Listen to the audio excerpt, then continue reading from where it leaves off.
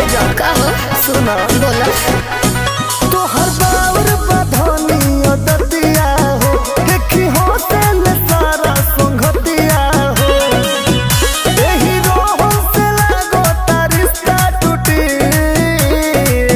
ए राजा हमार बात सुनी। अरे नैहर छोटे ससुरा छोटे भले फोनवा फोटे बाकी रे लगा बनावल ना छोटे बाकी रे लगा बनावल ना छोटे। अरे का कहलो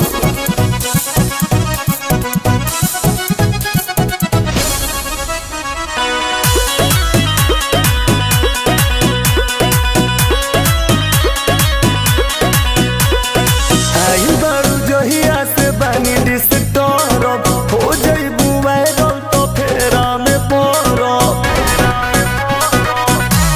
ए राजा हो हम कमाई गो डॉलरवा ना जाए के परे बहरवा हो कि हमारा काला पे करी ना हाला लाग जाए नजरवा हो। तोहरा दुबई है सूती उठी अरे नैहर छोटे ससुरा छोटे भले फोनवा फोटे बाकी रे लगा बनावल ना छोटे बाकी रे लगा बनावल ना छोटे।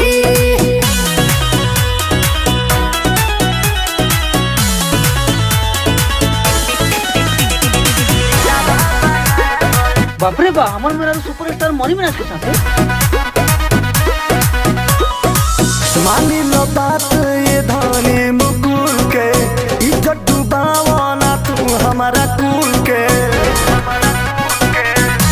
कि हमार सखी हमके आइडिया बतौले बाड़ी दी रील फिल्म में बनावे के सिखौले बाड़ी दी।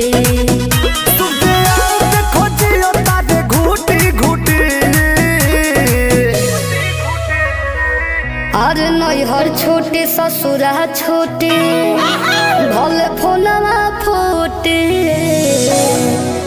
बाकी रे लगा बनावल ना छोटे बाकी रे लगा बनावल ना छोटे। ई का कहलू ए हमर श्याम सुंदर आज जवन लोग हमरा के देख के हंसा तानू एक दिन उहे लोग आके हमरा से फोटो खिंचवाई आ ई बात रउआ के समझ में आई ना काहे से कि रउआ अलकतरा बानी आ रउआ जाई दिहाड़ी कमाई आ हमरा के फिल्म में रील बनाबे दी। हाँ हाँ ठीक है बा अब तो घरे घरे मौगी से रील बनावता हमरो मौगी बनावो लोग से का मतलब बा।